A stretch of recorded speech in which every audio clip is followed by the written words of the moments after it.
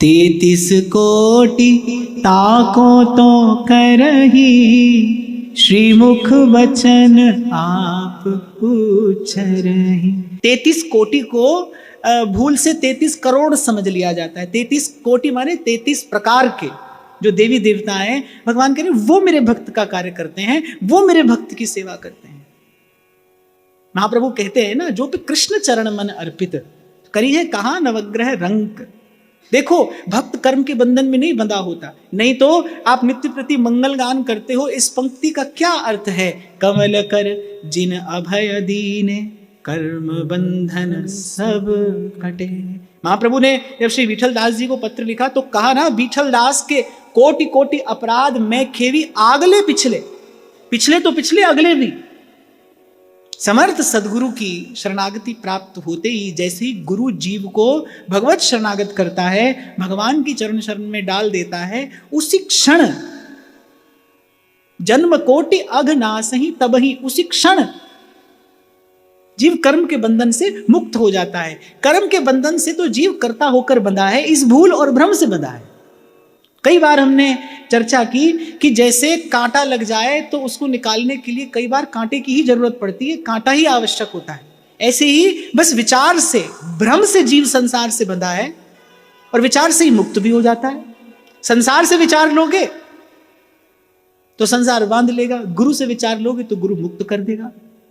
पहले के समय में तोता पकड़ने वाले एक विशेष प्रकार की युक्ति अपनाया करते थे।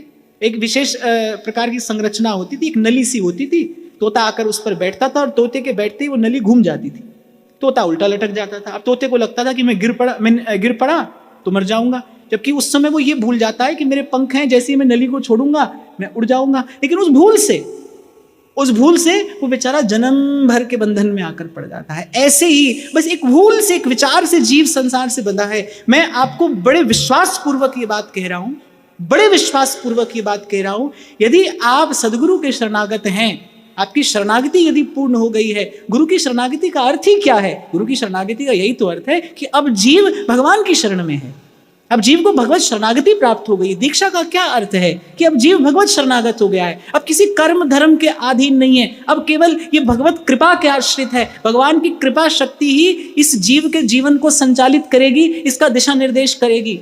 हाँ, लेकिन जब हम किसी और दिशा में देखने लगते हैं, जब हम किसी और का आश्रय लेने लगते हैं, तो भगवान की कृपा शक्ति अपना कार्य रोक देती है। जैसे जब तक द्रौपदी यत्र तत्र देखती रही, अब भगवान भी विवश होकर देखते रहे। यद्यपि द्वारिकाधीश बड़े पीड़ित हो रहे थे द्रौपदी की दशा देखकर, पर भगवान ने कहा मैं कैसे जाऊं, अभी तो द्रौपदी को अन्याश्रय है। पहले 5 पतियों का आश्रय, फिर भीष्म पितामह के पास गई, द्रोणाचार्य को हाथ जोड़े, महाराज धृतराष्ट्र को जाने क्या क्या उस द्रुपद सुता ने कहा, सबकी ओर देखा और फिर अंत में दांत में अपनी साड़ी दबाई, अपना बल भी लगाया। फिर गोस्वामी जी कहते हैं, जब लग गजबल अपनो बरत्यो, नेक सरयो नहीं काम, सुनेरी मैंने निर्बल के बलराम। जब लग गजबल अपनो बरत्यो, जब ग्राह ने पांव पकड़ा तो पहले तो गज ने उससे छुड़ाने का भरपूर प्रयास किया। जब लग गजबल अपनो बरत्यो, नेक सरयो नहीं काम, निर्बल है बलराम पुकारे। और जब निर्बल होकर और बड़े आर्त स्वर से प्रभु को पुकारा तो गोस्वामी जी कहते हैं, आए आधे नाम, सुनेरी मैंने निर्बल के बलराम। ऐसी जब द्रौपदी ने हे गोविंद कहते हैं गो पुकारा तो भगवान द्वारिका से उठ खड़े हुए, क्योंकि उसने द्वारिका वासिन कहकर पुकारा। कहते जैसे ही द्रौपदी ने गो कहा, बस गो सुनते ही भगवान अपने आसन से उठ खड़े हुए। कहते माता रुक्मिणी भोजन पवा रही थी, ग्रास हाथ में था, प्रभु के मुख की ओर ग्रास जा रहा था द्रौपदी का, वो आर्त स्वर कान में पड़ा, गो पुकारा, अपने आसन से उठकर खड़े हो गए। और इससे पहले द्रौपदी गोविंद कहती, उससे पहले तो बसन रूप भय श्याम, जैसी लाज द्रौपदी की राखी, होन ना दीनी उघारी, खैचत खैचत दो भुज था के, खैचत खैचत दो भुज था के, दुशासन गयो हरि रे, चीर बढ़ायो मुरारी, चीर बढ़ायो मुरारी रे, भक्त की एक नाटारी, लाज राखो गिरधार, अब की टेक हमारी रे, लाज राखो गिरधार। तो प्रभु कहते हैं 33 कोटि ताकतो करहीं, ग्रंथकार कह रहे श्रीमुख वचन आप उच्चरहि। आदि पुराण में अर्जुन के प्रति भगवान का वाक्य है कि जो मेरा कार्य करता है 33 कोटि देवी देव उस भक्त का कार्य करते हैं। है अनन्य हरि नाम ही ले, तासर धर्म न को है, स्मृति वचन तहाँ परवान, गौ कोटि दीजहि जो दान, काशी ग्रहण मकर प्रयाग जो करहि, कल्प एक लगी यह व्रत धरहि, सोनो जो सुमेर सम दीजै, कृष्ण नाम सम सो क्यों कीजै, ताते कर्म धर्म व्रत तप करी, कत श्रम करत ना तोषत श्री हरि। कह रहे वह अनन्य हरि नाम ही ले ही, तासर धर्म न को है। देखो शास्त्र कहता है कि गृहस्थ व्यक्ति को प्रतिदिन यज्ञ करना चाहिए, तभी वो 5 प्रकार के ऋण से मुक्त हो सकता है। जब जीव संसार में आता है ना, तो उस पर 5 ऋण होते हैं, मातृ ऋण, पितृ ऋण, देव ऋण, आचार्य ऋण और प्रकृति का ऋण। ये 5 ऋण उस पर हैं। और बोले 5 प्रकार के ऋण से मुक्त होने के लिए एक गृहस्थ व्यक्ति को नित्य प्रति यज्ञ करना चाहिए। और कैसा यज्ञ? श्री गीता जी में भगवान कह रहे यज्ञानाम जप यज्ञोस्मि, मेरे नाम का जप ये सर्वश्रेष्ठ यज्ञ है। अब बताओ आप में से ऐसा कौन है जो ये यज्ञ नित्य प्रतिदिन न कर सकता हो? हाँ, लेकिन एक बात निश्चित है, बिना यज्ञ की, यज्ञ का अर्थ क्या होता है? यज्ञ का अर्थ अग्नि में केवल आहुति देना नहीं होता। हमारे उपयोग से, बहुत ध्यान से सुनना, साधनों के उपयोग से प्रकृति में जो क्षति होती है उस क्षति पूर्ति का नाम यज्ञ है। आपको स्मरण हो तो कुछ दिन पहले मैंने आपसे कहा था कि ये जो सारा संसार है ये देने और लेने के भाव से बना है, बंधा है, इसी से चल रहा है, लेना देना है। यहाँ पर आप देखो, आप भी कहते हो ना जिससे आपका कोई संबंध नहीं होता, आप कहते हो हमारा क्या लेना देना है। ये जो सारा संसार जो रचने वाले ने रचा है, जो इसका ताना बाना बुना है, बस लेने देने से चल रहा है। और जीव को इस लेने देने से मुक्त होना है, तभी वो मगन हो सकता है, आनंद मगन। जब तक लेना और देना रहे तब तक आनंद नहीं है। तो इस लेने और देने से उस आनंद की स्थिति में पहुंचने के बीच में एक मार्ग है, थोड़ा लेकर और बहुत देना, उसी को यज्ञ कहते हैं। आपने प्रकृति से लिया है। उस दिन में मैं आपको कह रहा था ना, आप जहां भी कहीं पहुंचे हैं, ध्यान रखना आप अकेले अपने बल और परिश्रम पर नहीं पहुंचे हैं। बहुत बहुत लोगों का सहयोग है, स्नेह है, बहुत बहुत लोगों ने आपका सहयोग किया है, आपको स्नेह दिया है, आपकी सेवा की है, वो आपके साथ चले हैं, तब कहीं आप जाकर कहीं पहुंचे हैं। तो उन सब के प्रति कृतज्ञता, उन सब के प्रति धन्यवाद। 5 प्रकार के ऋण से मुक्ति ये सब हो जाता है जब जीव सर्व के हित का भाव रख के और प्रभु के नाम का उच्चारण करता है। इसीलिए मैं बरसों से आपसे कहता हूं, भाई आप और मैं तो हित के उपासक हैं। आपका और मेरा तो उपास्य तत्व ही हित है, और यहीं से आपके मेरे आचार्य ने अपनी उपासना का आरंभ किया है, मंगलाचरण किया है। कोई दिन ऐसा नहीं जाए जब सर्व के हित का सद्भाव मन में रख के 2 घड़ी 2 क्षण प्रभु के नाम का जप ना हो। ये यज्ञ है।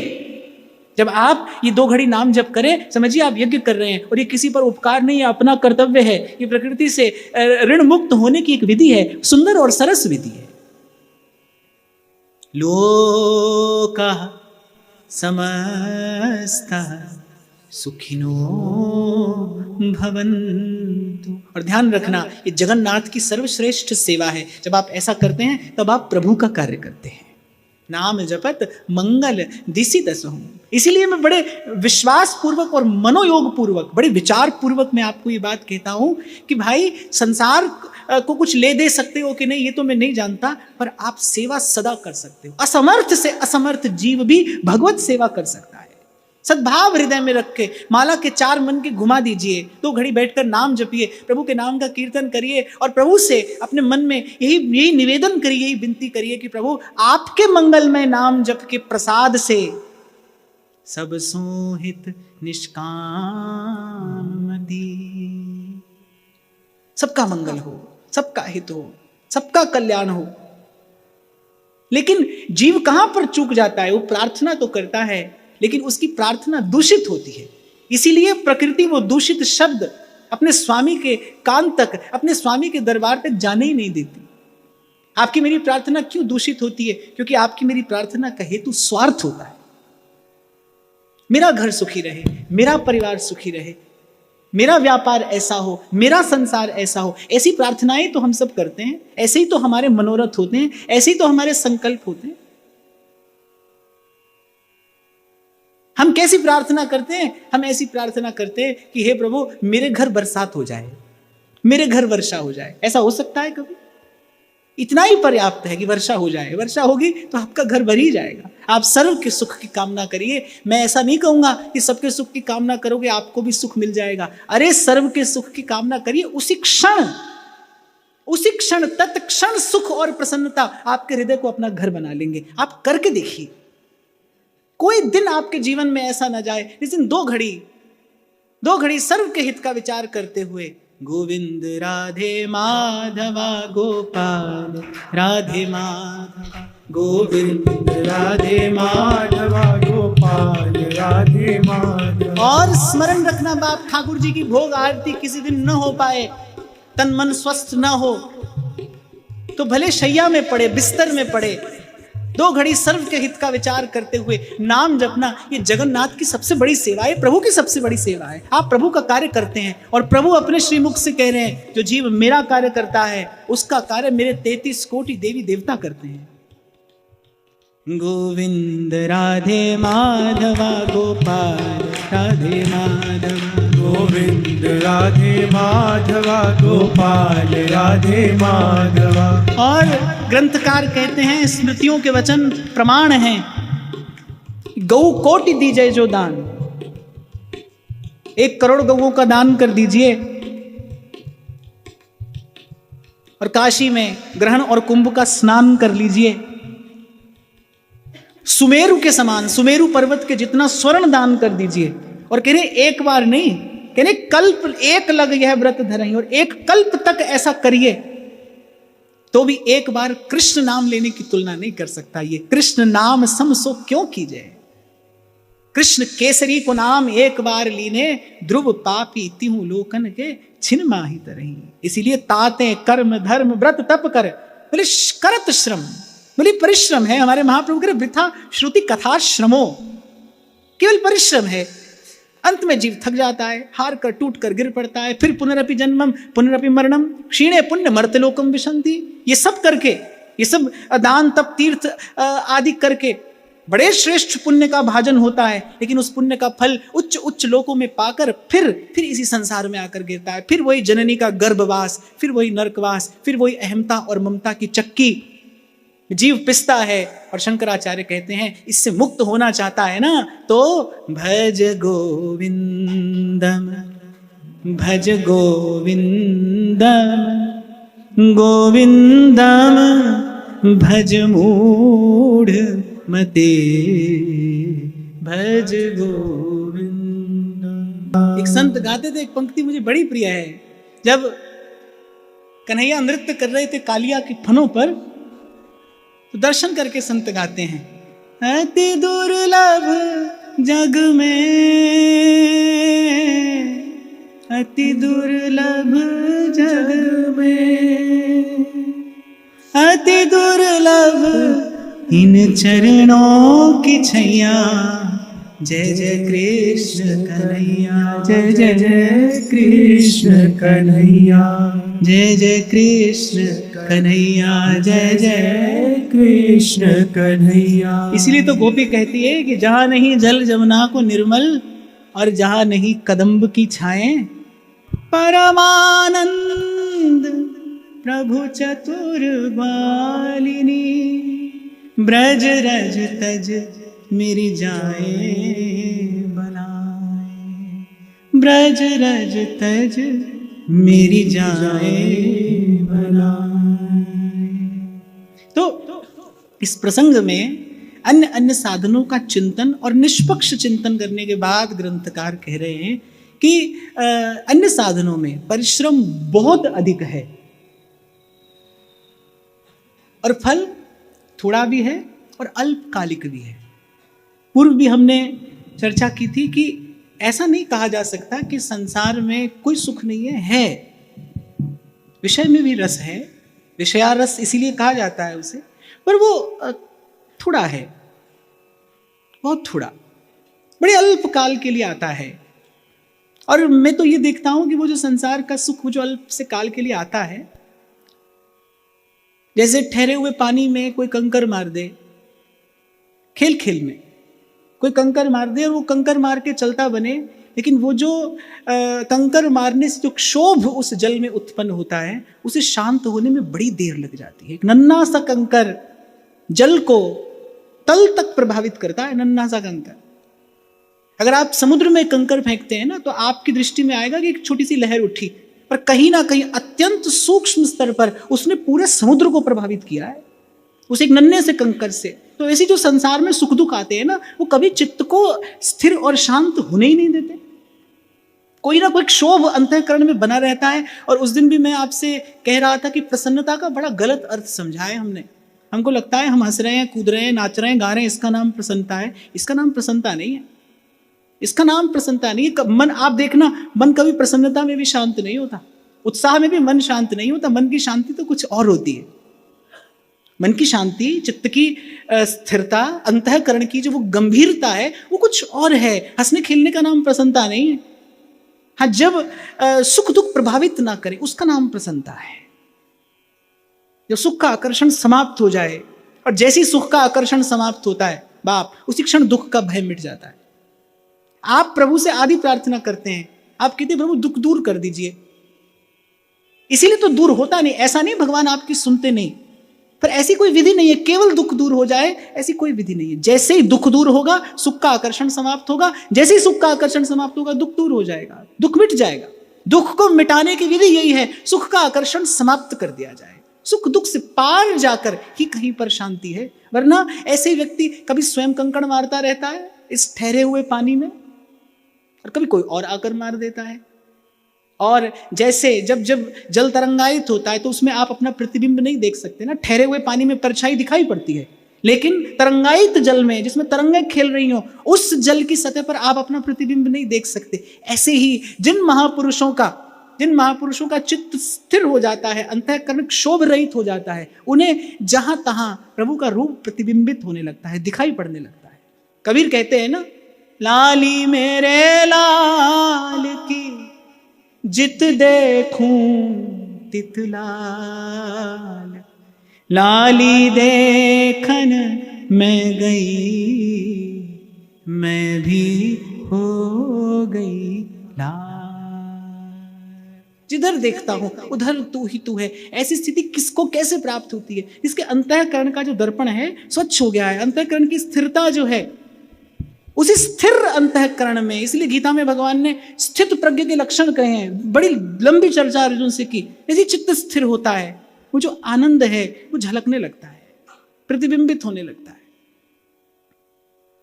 दो पंक्तियां आगे चर्चा करके फिर मैं प्रसंग को विश्राम देता हूं। तप मांडव्य धर्म नृप कीनो, नाम जुद्विज गुनिका घर लीनो। नृप दिलीप अरु भू परीक्षित, किए कौन व्रत कर्म तप के मत। यह सुने हम ही भरोसो आयो, राधा श्याम नाम मन भायो। फिर कह रहे मांडव्य ऋषि ने तप किया, महाराजा मृग ने बड़े बड़े दान दिए, लेकिन थोड़ी सी भूल के कारण बड़ा दंड उनको भुगतना पड़ा। और दूसरी ओर कहते हैं कि महाराज परीक्षित पर जब विपदा आई, केवल 7 दिन का समय बचा, ऋषि ने कहा 7 ही दिन है, जो करना हो कर लो। अब एक और महाराज परीक्षित देखते हैं, जन्म जन्म मुनि जतन कराही, अंतराम कहीं आवत नाही। और राज्य के कार्य में प्रवृत्त महाराजा परीक्षित, एक क्षण में किसी ने आकर कह दिया कि बस तुम्हारे जीवन के 7 दिन बचे हैं, कोई है साधन जिससे तुम भव से पार चले जाओ।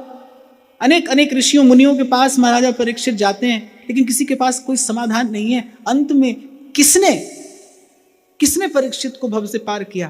प्रभु के चरणों की विमल भक्ति ने। श्रीमद् भागवत विशुद्ध भक्ति सिद्धांत ने महाराजा परीक्षित को भव से पार कर दिया। केवल 7 दिन, 1 सप्ताह का समय। और यदि श्रीमद् भागवत का चिंतन किया जाए तो ऐसा लगता है 7 दिन भी नहीं लगे। कथा पूरी होने से पहले तो श्री परीक्षित जी श्री ठाकुर जी की सेवा में जाकर पहुंच गए। कहते तक्षक ने महाराजा परीक्षित को आकर नहीं डसा, तक्षक के डसने से पहले तो परीक्षित भगवत सेवा में पहुंच चुके थे। केवल महाराजा परीक्षित का देह था जिसे आकर तक्षक ने डसा। तो भाई सब सयाने एक मत हैं, और मुझे लगता है जहां पर अपनी बुद्धि कार्य ना करती हो वहां पर किसी बुद्धिमान की बात मान लेने में हित होता है। एक पंडित जी थे, अपना उनका एक पुत्र था। अब पंडित जी को लगा भाई हमसे तो क्या पुत्र पढ़ेगा, तो इसको कहीं और पढ़ाना चाहिए। तो छोड़ आए कहीं। 6 महीना के बाद गए, तो जिस अध्यापक के पास गए उन्होंने कहा कि कैसा है हमारा पुत्र। वो पंडित जी तो स्वयं बड़े विद्वान थे। बोले अब आपका पुत्र है, अब साधारण बालक तो है नहीं है, बोले फिर भी बताइए कैसा है, कितने अंक देते हैं आप इसको? बोले 100 में से 98 देते हैं। पंडित जी ने कहा 100 में से 98 तो बहुत होते हैं, पर फिर भी आप बताइए 2 क्यों काट लिया आपने? बोले 2 बात इसमें नहीं है। बोले अपनी बुद्धि है नहीं और किसी की बात मानता नहीं है। बोले 2 बात इसमें नहीं है, बाकी तो 100 में से 98 नंबर है, आपका पुत्र है, क्या कहना है इसका, बस इतनी बात इसमें नहीं है। तो देखो दशा तो आपकी मेरी भी ऐसी है, 100 में से 98 नंबर ही है आपके मेरे, अपनी बुद्धि है नहीं, इन संतों की बात मानते नहीं, हित हो कैसे? कभी कोई आता है ना, बोले ये कष्ट है वो कष्ट है, पूछो भजन करते हो? ये भजन तो नहीं करते। भाई कहां से सुख आएगा? निज अनुभव सुनी कहूं खगेसा, बिनु हरि भजन मिटहि नहीं क्लेशा। नाथ भगति अति सुखदायनी, देहु कृपा शिव मन भायनि।